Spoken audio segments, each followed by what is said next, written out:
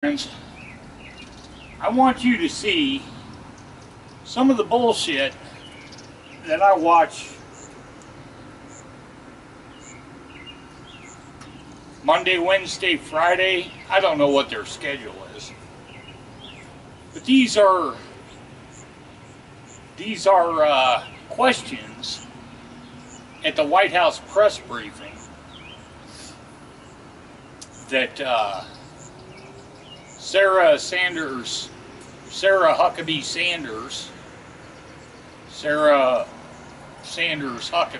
whatever, what she has to deal with at these press conferences. I tell you, dude, I would fucking explode on these asshats. So the question comes down to, well, how do you deal with it? Okay.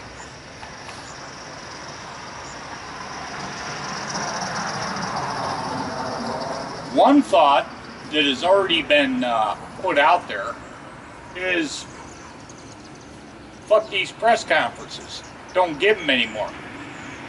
And then all of a sudden the press rises up and says, oh my God, that's a violation of free speech. That's a violation of Article 1. The press should have oversight on what's going on in the White House.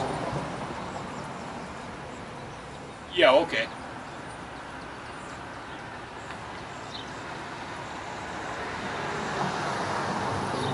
My question is at what point do you say, you know what? You're a complete asshat when you come in and ask questions, and I'm going to pull your press credentials because I'm not going to deal with your fucking dumbass from CNN. There's two of them, Jim Acosta and April Ryan.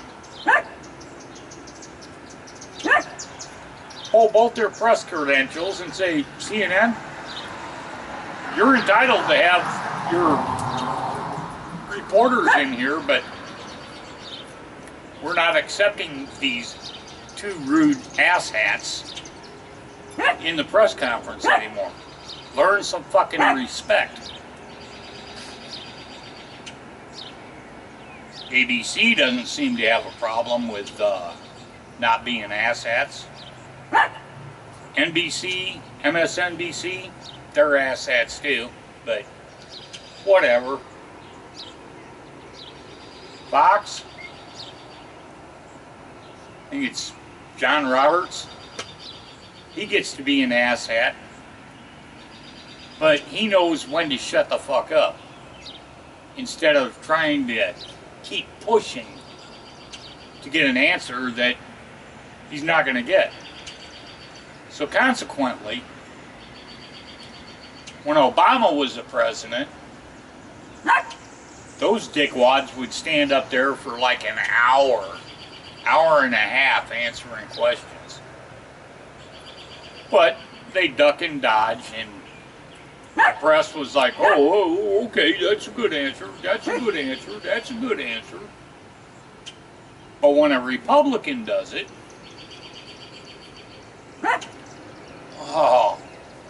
they're trying to cut down our oversight.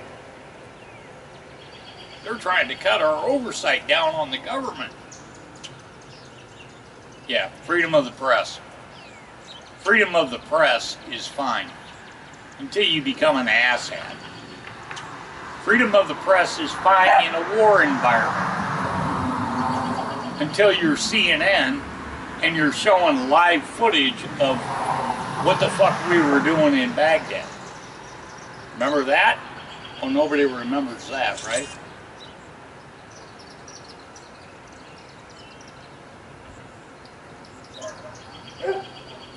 Iraq had CNN tuned in.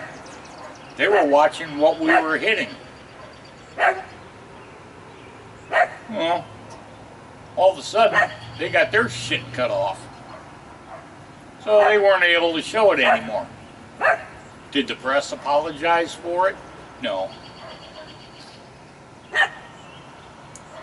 Are you fucking serious? Do you people really believe that you're entitled to sit there and mouth off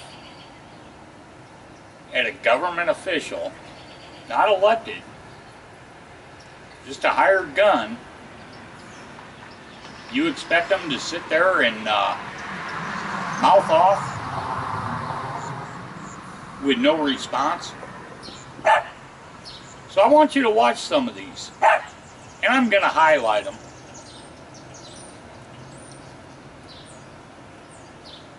Not highlight them, I'm just going to pick out the select ones that really piss me off to no end. But then again, you'll have one ask a question, and then they'll try and roll it into another question, and bless her heart, she says, no, you're getting one question because we're short on time. You know why she's short on time? Why should she have to come out and deal with asshats like y'all?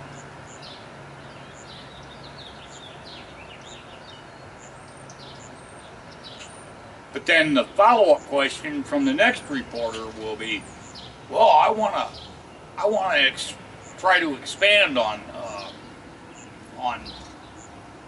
Jim Acosta's fucking question. Here's the deal. One asks his question, and she says, well, this is how it is. Like with Israel and Hamas. You want an answer to that question? Go ask Israel. Go ask Hamas.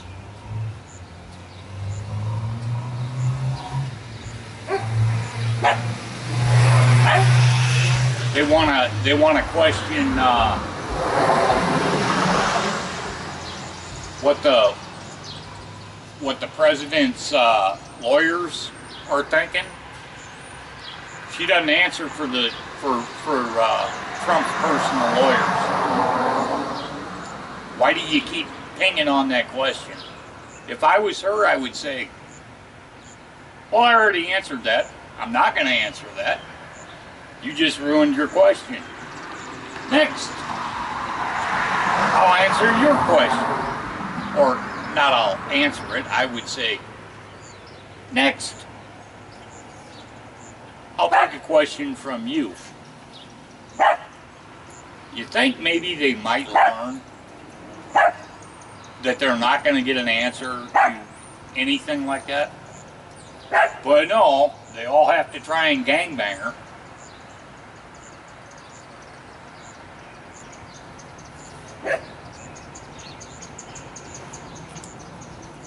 It's pathetically stupid, and it just goes to show you how low the mainstream media goes to.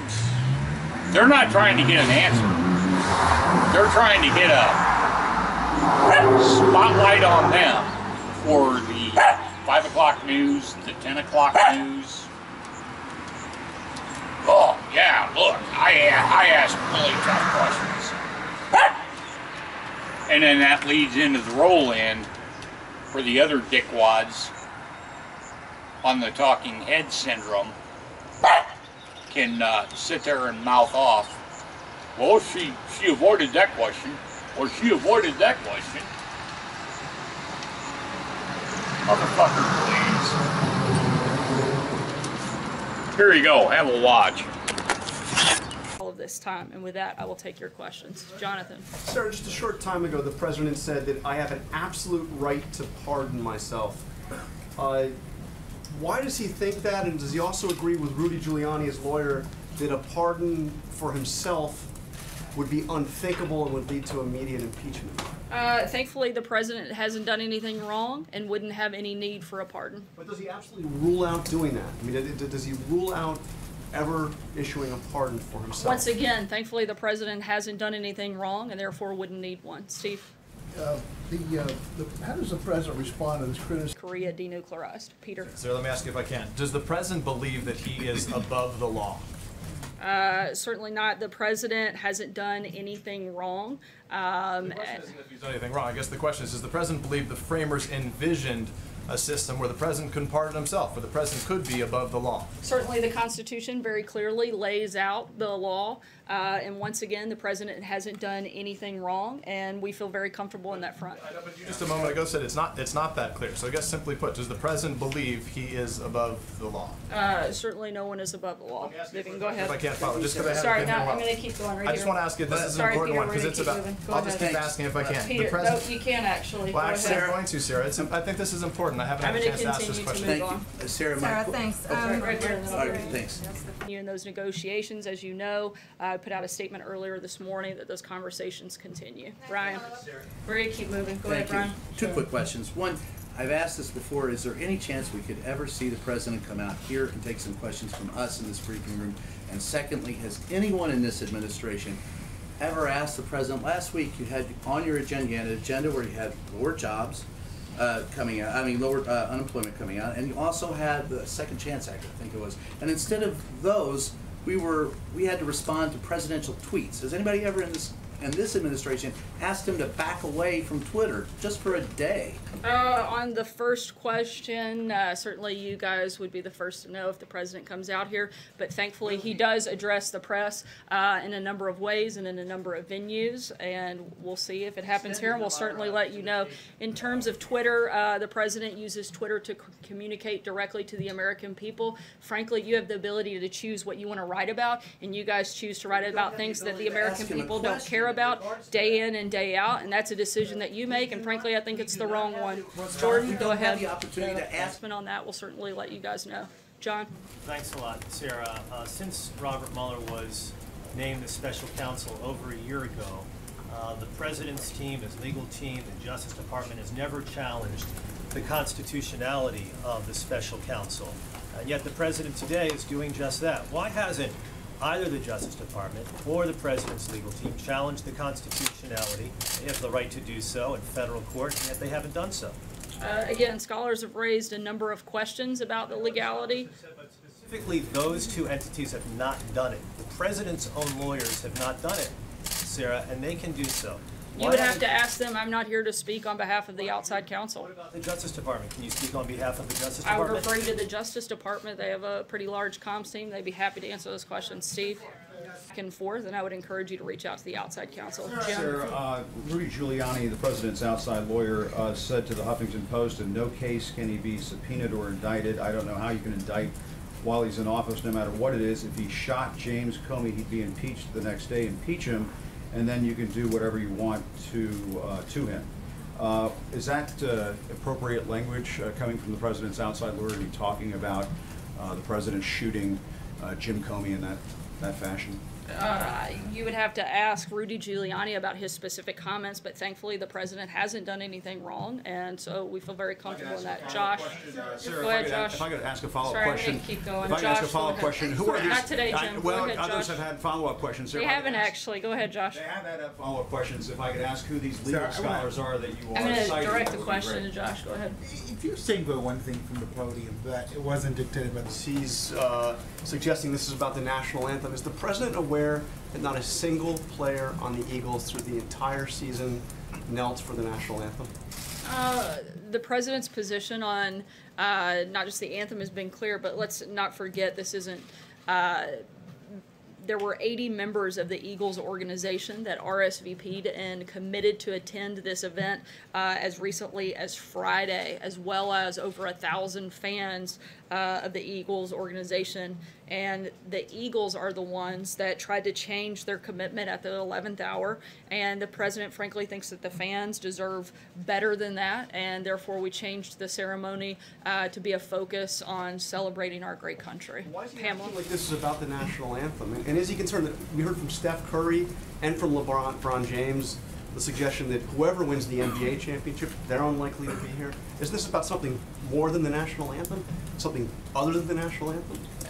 Look, if this wasn't a political stunt by the Eagles franchise, then they wouldn't have planned to attend the event and then backed out at the last minute. And if it wasn't a political stunt, then they wouldn't have attempted to reschedule the visit when they knew that the president was going to be overseas. And if this wasn't a political stunt, they wouldn't have waited until Monday, well after 1,000 of their fans had traveled and taken time out of their schedules to offer only a tiny handful of representatives to attend the event. Pamela? To be clear on that point, this isn't about the national anthem, it's about so few players coming in the end, correct? Certainly the president has been very clear what his position is in regards to the national anthem. We've never wavered on that. The president thinks that people should stand for the national anthem, particularly when it comes to the NFL. It's not about a particular team. It's about having pride in our country and about being respectful to the men and women who have fought and died to preserve our country. In terms of this, the Eagles are the ones that changed their commitment at the last minute. The president felt it was appropriate to change the event to be a ceremony to celebrate our country. Just to follow up, Sarah, Catherine, really sorry, I'm important. gonna On keep yesterday, going. on the statement that you made, you referred us to the outside counsel on the Don Jr. statement that the president was involved in. The outside counsel did weigh in, saying that yes, the president did dictate the statement. Rudy Giuliani was on CNN saying it was a mistake to say that the president didn't dictate it. So do you want to correct the record on your statement from August when you said he certainly didn't dictate? Once again, I'm not going to go into detail and go into a back and forth. And I know that you guys would love to engage on matters of conversations between the special counsel and the outside counsel, but we've purposefully walled off, and I'm not going to comment on the outside counsel. Outside counsel in August as well, but you still talked about it. So why can't you correct the record now? Again, I'm not going to answer questions that deal specifically with conversations between the outside counsel and the special counsel. Not to answer the question? Again, I am not going to get into a back and forth with you on that, and I'd refer you to the outside counsel. Catherine? So President Trump won Pennsylvania by a narrow margin. Thanks, Sarah. I wanted to follow up on Josh's question and Sarah's question, but in a larger sense. The president, whether it's on his Twitter account or otherwise, keeps saying things that are not borne out by the facts, whether it is the Eagles thing is about the national anthem, or we got $6 billion for opioids and getting rid of that scourge that's taken over our country, and the numbers are way down. We have thousands of immigration judges. And so the president keeps saying things that aren't true. And this thing with dictating the statement. What's the question? Sorry, Andrew. We did get there. Why, if things that you keep saying from the podium turn out to not be true, and things the president keeps saying in a number of venues keep turning out not to be true, why should we be able to trust that the information we're getting from this administration is accurate? And more importantly, why should Americans be able to trust that what they hear from this White House is always the truth? Once again, I don't know how many times I have to address this, but I work every single day to give you accurate and up-to-date information, and I'm going to continue to do that. Frankly, I think my credibility is probably higher than the media's, and I think that in large part that's because you guys spend more of your time focused on attacking the president instead of reporting the news. I think that if you spent a little bit more time reporting the news instead of trying to tear me down, you might actually see that we're working hard trying to provide you good information and trying to provide that same good information to the American people. John?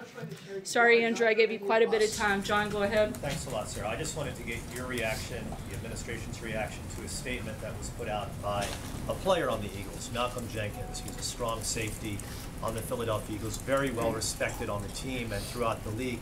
He put out a statement today in which he said that the decision that was made by the president to cancel this event celebrating the Super Bowl victory by the Eagles paints the picture that these players are anti-America, anti-flag, and anti-military. What is your response to what Malcolm Jenkins put out in a statement today.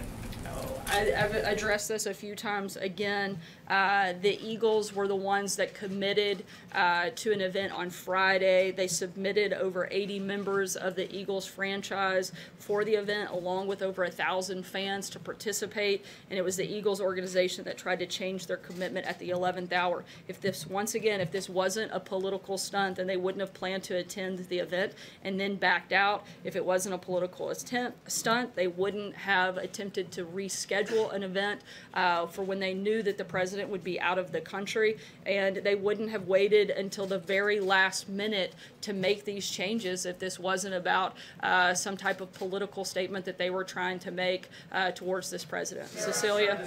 Are you saying that A level playing field, and the president has worked increasingly hard to make sure that that happens. Kevin spoke about that earlier, and he's going to continue to do that. We'll take one last question, Stephen. about police-involved shootings? Stephen. Is the president aware that this is Sorry, about Stephen, go ahead. police-involved shootings and not about disrespecting the flag? Is the president aware Stephen, of that, Sarah, if you please? could go I ahead. understand you're going to Please answer that. Stephen, but I'm Please answer asking, that. there's an underlying issue, and it just keeps going about disrespect of the flag and soldiers. There are black and brown soldiers that fight in the military as well, who feel that taking a knee, bringing attention to police-involved shootings is something that this White House should deal with. Is the president aware that taking the knee is about police-involved shootings? The president has made his position crystal clear, and that it's about.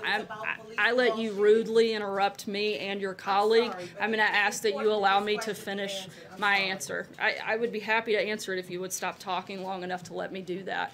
The president has made his position crystal clear on this topic. He feels strongly that standing for our national anthem is something that we should do, something that matters to what makes our country special and unique and what sets us apart.